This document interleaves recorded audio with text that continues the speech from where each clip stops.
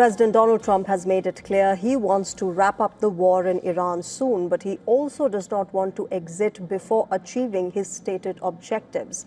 In fact, Trump himself has set a deadline for this, which is 2 to 3 weeks. Tonight that we are on track to complete all of America's military objectives shortly, very shortly. We're going to hit them extremely hard over the next 2 to 3 weeks. We're going to bring them back to the Stone Ages where they belong. Trump's speech did not offer any specifics about the next course of action. He also did not talk about the ground operations, but experts believe that signs are there. Even as he talked about wrapping up the war, thousands of U.S. Special Operations Forces were en route to the theater of war. Iran's military leadership says it is already preparing to counter any method of attack.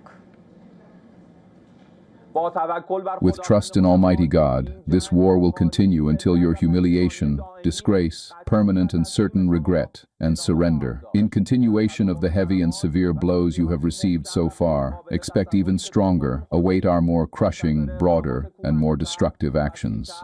Hours after Trump's speech came the first sign of escalation, an attack on Iran's tallest bridge, the first official strike on civilian infrastructure in Iran.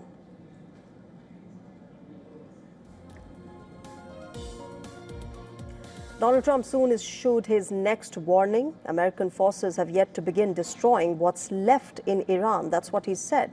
In fact, he said more of the country's bridges and energy infrastructure were in his sight. To use his exact words, bridges next, then electric power plants.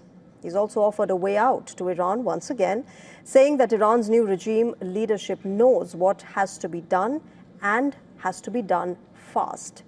While Trump's rhetoric on Iran grew sharper, this also indicates an urgency. Rising fuel prices, falling numbers, and growing discontent among the public means that Trump also needs to end this war. A Times report citing his advisors and members of the Congress says that Trump is now looking for an off-ramp.